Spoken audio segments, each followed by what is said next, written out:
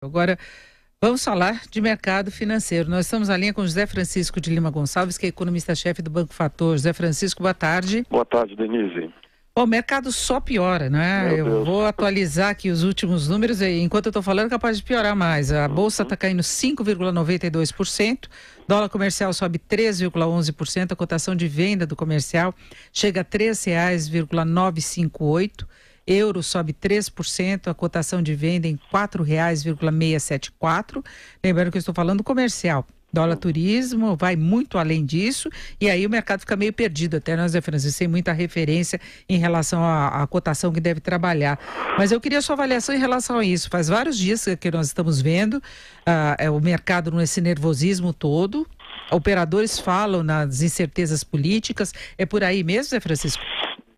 A incerteza política veio para ficar nesse grau mais sério do que o mercado enxergava até umas 2 semanas atrás. Acho que esse assunto greve dos caminhoneiros, Petrobras,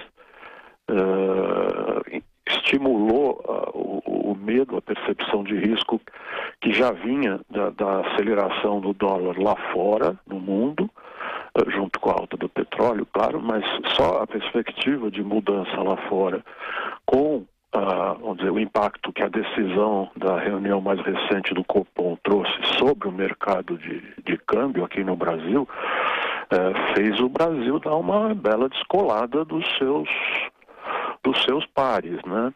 Então eu acho que é esse conjunto, Denise, e vamos dizer, se é esse conjunto, vamos por partes. Lá fora a tendência não é melhorar, né? Não é desfazer essa perspectiva de mudança na política monetária do Banco Central americano. 2, aqui dentro, a questão política, eu acho que está mais ou menos claro que não existe a menor noção, a menor referência para se pensar o que acontece em outubro, né? Principalmente porque a avaliação é que até agosto vai ser muito difícil alguém candidato relevante pôr a cabeça para fora, né? Ou seja, sair abertamente, tentando conversar e propor. Portanto, eu acho que está formando aí um ambiente de que as próximas semanas vão ser bastante complicadas. E tem essa questão da queda de braço entre o Banco Central e o mercado no que se refere ao dólar, e entre o Tesouro e o mercado no que se refere aos juros futuros. E em relação a esses 2 pontos, eu acho que nós estamos numa situação bastante delicada, né? Daqui a 2 semanas tem reunião do Copom a definir próximo passo de política monetária. Vamos lembrar que na reunião anterior havia como predominante a expectativa de redução adicional da Selic. O Banco Central resolveu deixá-la em 6,5%. E os desdobramentos desses últimos 30 dias, Denise, você estava falando aí de mau humor na Bolsa, agora está queda de 6,30%, e o mau humor no câmbio, o real continua perdendo mais do que qualquer outra moeda no mundo. Nesse momento, a curva de juros futuros indica que o mercado espera uma alta na próxima reunião do Copom acima de 25 pontos. A gente já está caminhando para percepção do lado do mercado de que se caminha para um ciclo de alta de 50 pontos, agora 50 pontos na reunião seguinte, ou seja, que essa situação, vamos dizer, confortável que a gente teve até o mês de maio está desaparecendo. É muito triste, muito desanimador.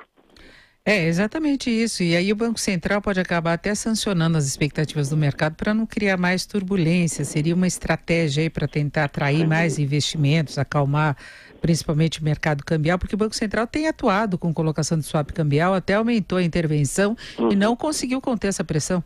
Isso. Porque assim, quando você fala que o câmbio no Brasil é flutuante, a ideia é essa, é que se tem um patamar novo lá fora, você não consegue ficar separado disso, né? O problema é que o nosso patamar aqui, ele não tem a ver apenas com a mudança do ambiente global, né? Nós estamos entre economias emergentes que estão sofrendo mais com o dólar forte, por questões que não são exatamente o mundo, né? Que são questões nossas. Isso vale para o México, com as eleições, que eles têm também a incerteza disso, né? Vale para a Turquia, por motivos óbvios, e a Argentina já foi, né? E para o real agora. Quer dizer, esses problemas domésticos criam uma saia bastante justa. Você falou do Banco Central sancionar o movimento. Para sancionar tem que subir a taxa de juros daqui a 2 semanas. Exatamente. Mas a minha preocupação aí, Denise, é que se isto for visto como o Banco Central reagindo ao câmbio, você gera mais incerteza. Foi exatamente o recado que ele acabou passando sem querer quando ele interrompeu o corte dos juros, quando se imaginava mais um corte. A reação imediata do mercado foi mais negativa, achando, aí tem algum problema mais sério, né? Ou seja, eles estão olhando para o câmbio. Essa que eu não estou dizendo que se está certo ou errado, mas a leitura foi essa, né?